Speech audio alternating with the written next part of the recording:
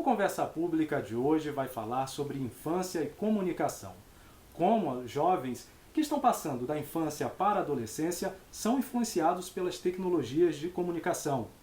Bom, quem vai falar sobre o assunto hoje é a pesquisadora, a professora doutora Renata Tomás, que é autora de 2 livros recentemente lançados, que são esses 2 aqui, olha. A Negação da Infância, a Invenção dos Twins, e O que você vai ser antes de crescer.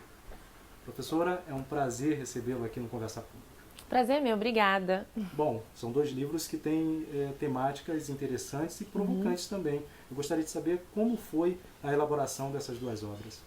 Sim, os 2 livros eles são resultado de 2 pesquisas que eu realizei, uma no meu mestrado e outra no doutorado.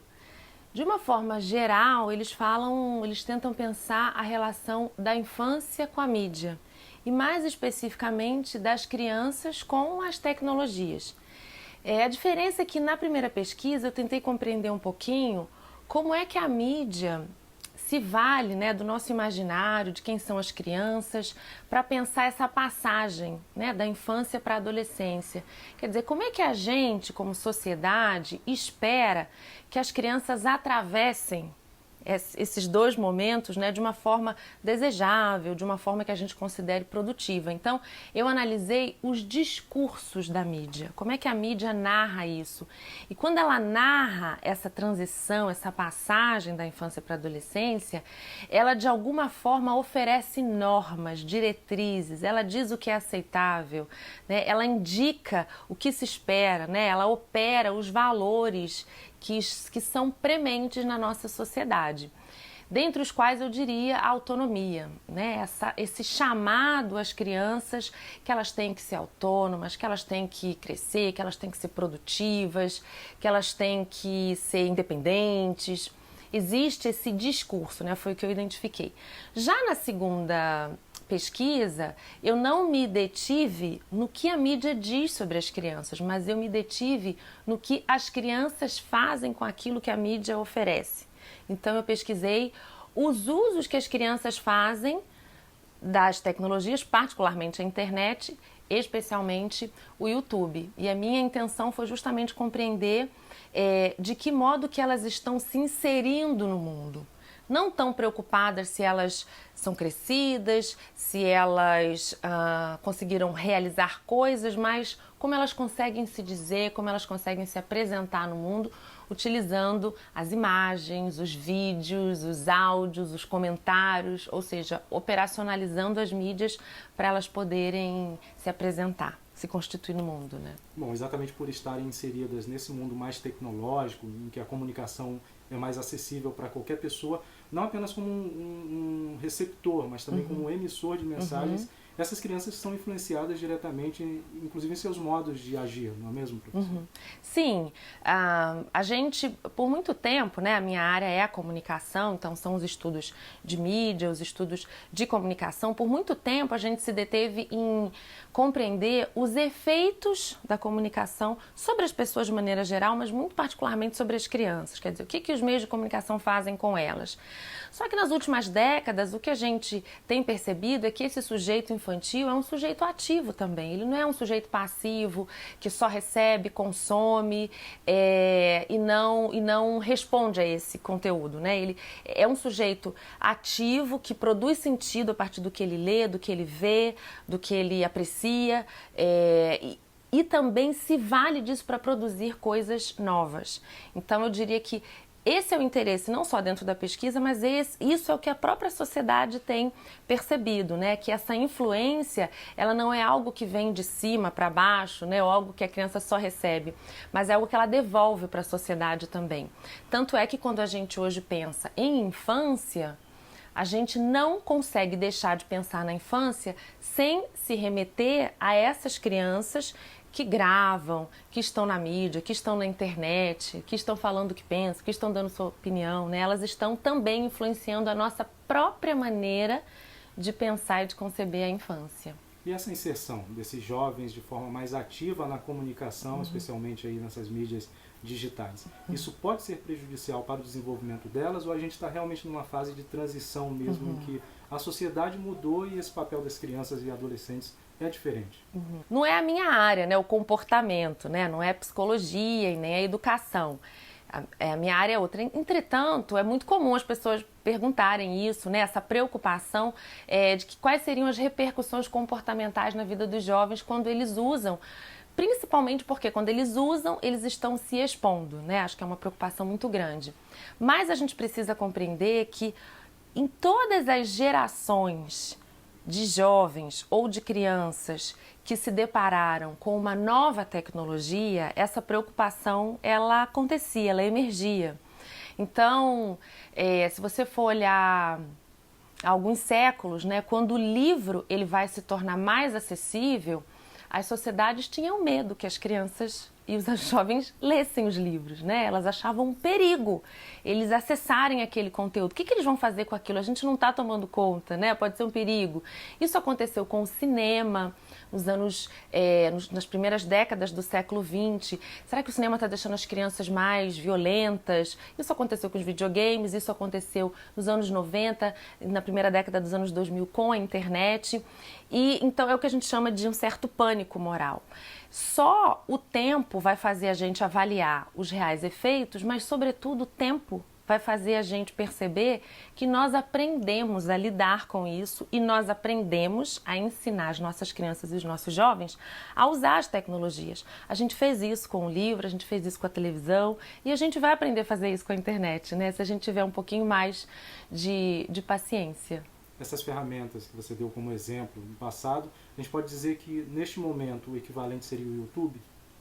Entre, né, as plataformas que as crianças usam está o YouTube, mas a gente vê desde muito cedo as crianças usando o Instagram, as crianças usando o Facebook. No Brasil, bem menos, mas crianças de parte da Europa já usam bastante o Twitter. Crianças do que seria o Fundamental 2 para a gente, elas já têm usado bastante o Twitter, talvez pela idade, porque já são alfabetizadas e o Twitter, né, é uma plataforma que exige mais esse domínio, esse letramento, mas não só isso, as plataformas elas estão oferecendo, não só as plataformas, mas as próprias tecnologias, os softwares, os aplicativos, eles vão ficando cada vez mais fáceis de usar, cada vez mais acessíveis para pessoas cada vez mais jovens.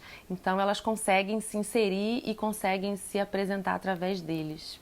Bom, a gente sabe que a comunicação agora ela é mais abrangente e o mercado também ele tem uma visão diferenciada para aquele público que ele vê como um público que vai também consumir. Essas crianças, esses jovens estão sendo inseridos cada vez mais precocemente, né, nessa visão empresarial de consumismo, né? Como é que a senhora viu isso em suas pesquisas? O consumo, não de agora, né, mas desde o pós-guerra, né, depois da Segunda Guerra Mundial, quando, de certa forma, o capitalismo sai de fato vitorioso, né, e as economias do mercado elas ganham um lastro muito grande para poder se desenvolver, você vê as sociedades mais ricas, eu diria, investindo muito na formação de mercados consumidores. E os jovens, e logo depois as crianças, eles são o principal alvo. Então, as estratégias publicitárias, as estratégias de marketing, elas vão eleger as crianças como interlocutoras, quer dizer, elas vão se dirigir às crianças, né? As peças publicitárias, os apelos de consumo. Isso vai fazer com que elas reconheçam as crianças como reais interlocutoras da sociedade, como indivíduos de vontade, de desejo, de ação. Então, eu diria assim que o consumo, ele habilita as crianças e os mais jovens na sociedade, né? Ele dá essa voz. O que você quer? Como você quer se parecer? Como você quer seu cabelo? Como você quer se vestir? Qual o brinquedo que você quer? O que te diverte, né? Dá esse lugar o consumo. E isso, de certa forma, foi importante para a gente poder olhar para as crianças de uma forma diferente, para a gente reconhecer esse lugar que elas têm de sujeito. No entanto, ao mesmo tempo que isso que essas ações reconhecem a criança como sujeito, elas também se valem dessa condição delas para explorar as suas atividades comercialmente. Então, isso é muito claro no YouTube, né? Eu fiz uma etnografia, isso é muito claro porque ao mesmo tempo que as crianças vão aproveitar o acesso delas às tecnologias para fazer os seus vídeos, mostrar como elas brincam, com quem elas brincam, de que elas brincam, para elas produzirem os seus próprios textos, mostrarem o seu dia a dia, o seu cotidiano, ao mesmo tempo em que isso vai ser importante para a gente observar as infâncias da contemporaneidade. Isso vai abrir um espaço para as companhias, para as empresas, para as marcas se inserirem nesse cotidiano.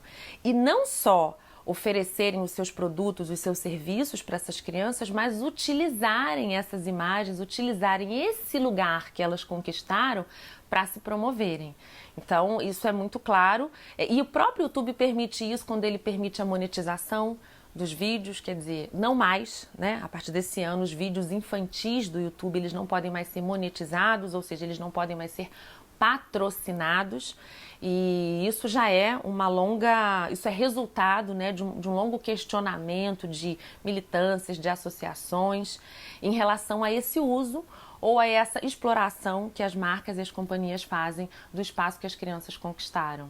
Bom, doutora Renata, a gente vai fazer uma rápida pausa, daqui a pouquinho a gente vai voltar falando mais sobre esse assunto que é muito interessante para principalmente pais e responsáveis, mas a sociedade de forma geral. Doutora, a gente estava falando no bloco anterior sobre essa questão do mercado e a criança. Os pais e responsáveis devem ficar atentos também a essa relação de crianças e adolescentes com a comunicação de forma mais ativa?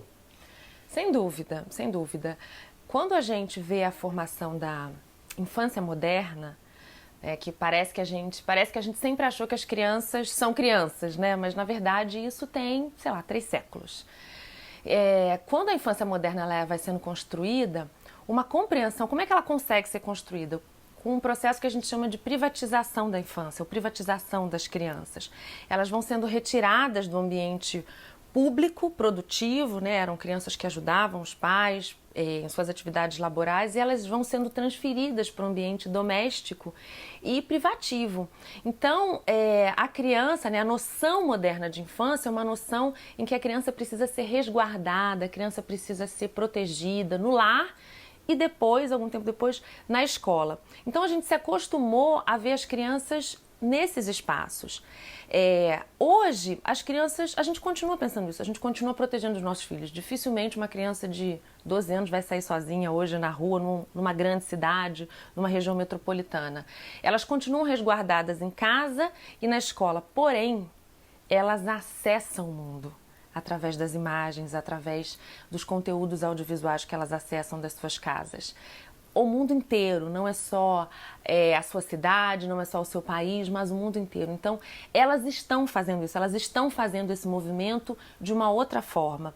Então, da mesma forma que a gente ficaria preocupado de mandar o nosso filho na padaria sozinho, no mercado, pegar um ônibus para ir para a escola, porque ele vai ter que lidar com estranhos, porque vai ter que lidar com situações e ambientes em certa medida perigosos, a gente deveria ficar preocupado também quando eles acessam esses conteúdos que não só faz com que eles vejam o mundo, né, sem filtro, sem censura muitas vezes, mas faz com que o mundo os veja. Porque, sobretudo, essas crianças que gravam imagens de si, que gravam vídeos de si, elas se expõem, né? Elas mostram a sua casa, elas falam da sua família, elas falam da escola, elas falam dos seus gostos. Então, uma coisa que eu costumo dizer é que o YouTube, ele é uma janela para a criança olhar o mundo, mas ele também é uma janela para o mundo olhar a criança, para o bem e para o mal, né? A gente pode se valer desses conteúdos como eu faço, para observar a infância, para ver as crianças e para saber como as infâncias contemporâneas estão acontecendo, para aprender sobre a infância, mas ao mesmo tempo isso pode ser usado de outras formas, né? Para vasculhar a vida das crianças, né? Para se valer do cotidiano delas de alguma forma. Então, os pais precisam acompanhar. Eu sei que é difícil, né? Eu sei que é uma coisa recorrente de se dizer, mas pensar que da mesma forma que ele se preocupa, que o pai ou a mãe se preocuparia de colocar o filho no mundo, ele deve se preocupar com esse acesso que as crianças fazem através das imagens. De qualquer forma, essas informações que chegam às crianças e a forma como elas se expõem em mídias sociais, mídias digitais, que são acessíveis por qualquer outra pessoa mundo afora, também dificulta um pouco esse tipo de monitoramento dos pais em relação a essas informações. Exatamente.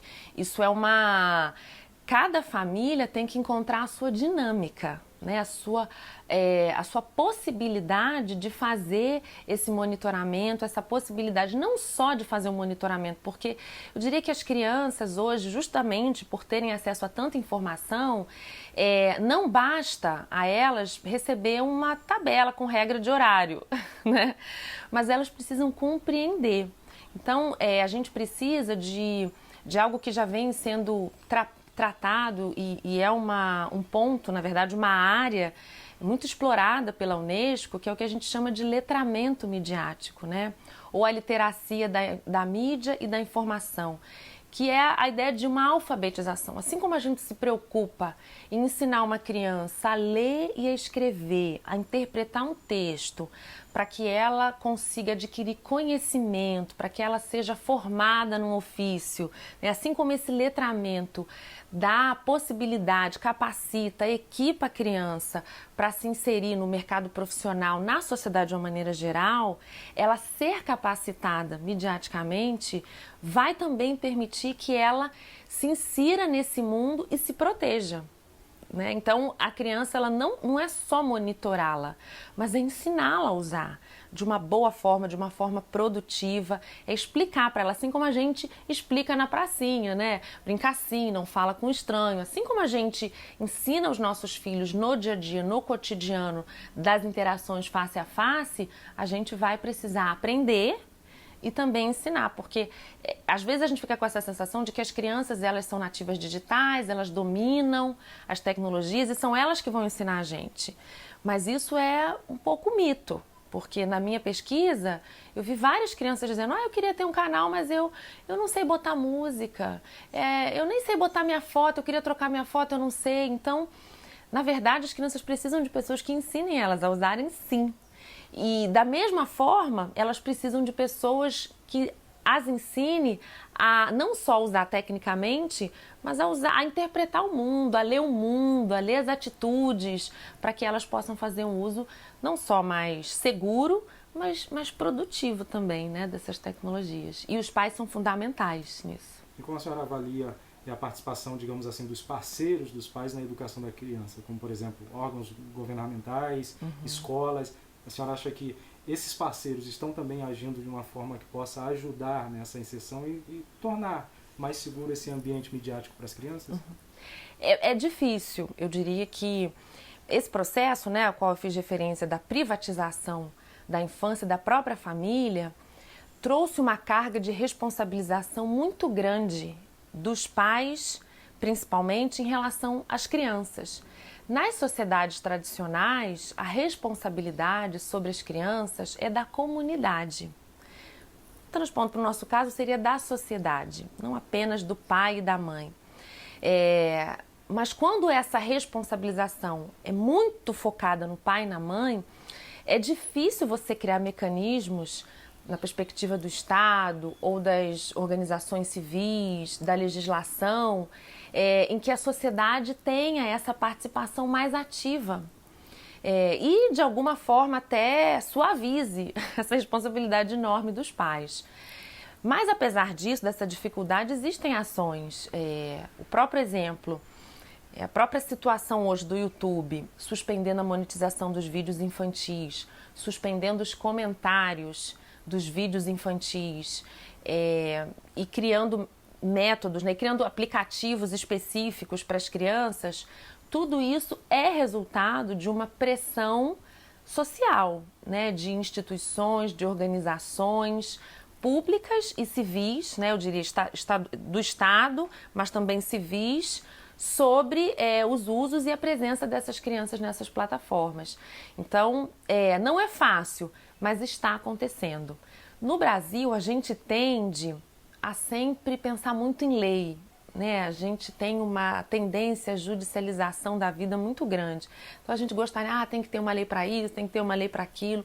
Mas quando você tem lei e não tem a mudança de mentalidade ou a mudança de cultura, você só coloca muito peso sobre as pessoas e tem pouco efeito. Então eu diria que a gente precisa mais conversar mesmo sobre o assunto, expor mais o assunto, trocar mais, ser mais aberto para a gente conseguir mudar a mentalidade, não apenas impor as leis.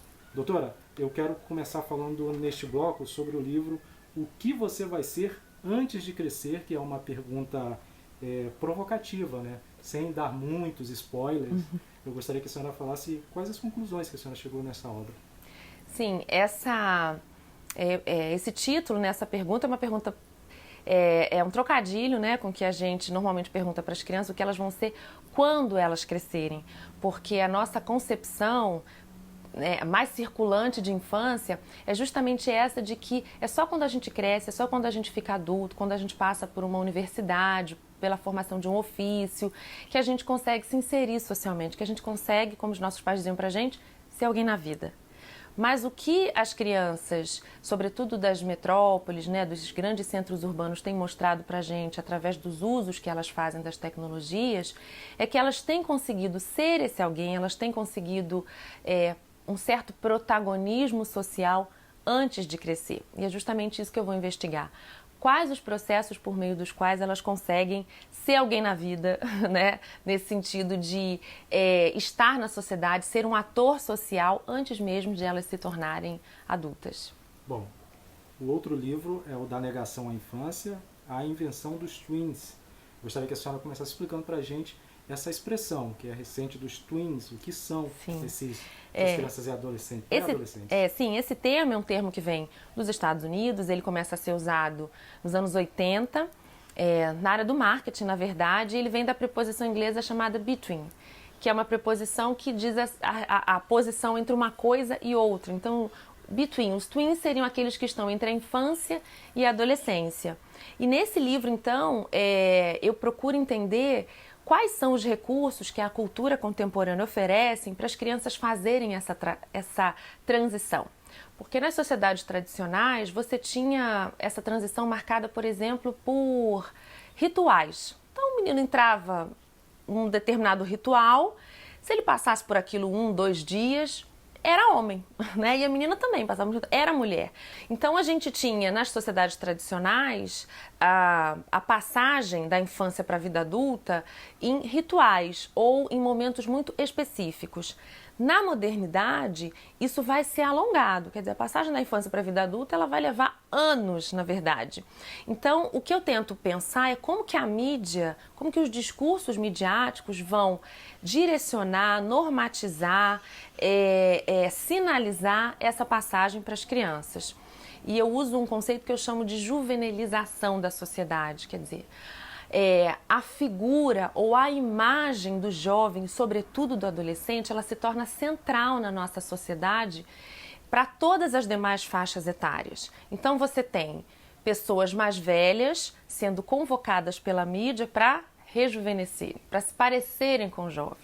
Quer dizer, por mais que você tenha 30, 40, 50, seja jovem para sempre, né? Forever young. E como que esses discursos vão operacionalizar na direção das crianças? Seja jovem. Então, assim, o ser jovem para o adulto é rejuvenescer, mas o ser jovem para a criança é amadurecer, é adolescer.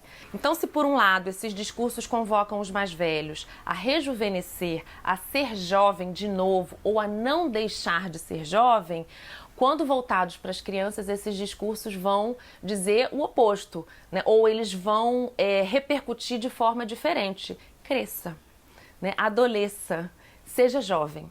É justamente isso que eu investigo no livro. Bom, essas são obras que são importantes para os pais que estão atentos a seus filhos e a sociedade de forma geral. Eu queria que a senhora falasse para a gente terminar a nossa entrevista como as pessoas podem ter acesso a essas duas obras. Olha, os livros podem ser adquiridos pela internet, através do site das editoras. Da Negação da Infância e Invenção dos Twins foi publicado pela Apres, então www.apres.com.br. E O que você vai ser antes de crescer é da Edufba, a editora da Universidade Federal da Bahia, e o site é www.edufba.ufba.br. Bom, doutora, eu quero agradecer a senhora por essa participação aqui no Conversa Pública e parabenizá-la também por essas duas obras. A gente sabe que o mercado editorial do Brasil, de forma geral, é muito difícil, e ainda mais a senhora que trabalha com pesquisa, que é uma área também que nem sempre é valorizada como deveria. Então, muito obrigado por sua participação e parabéns pelos trabalhos. Eu que agradeço, muito obrigada pela oportunidade de mostrar o trabalho. O Conversa Pública de hoje vai ficando por aqui. Obrigado por sua companhia. A gente se vê numa próxima edição. Até lá!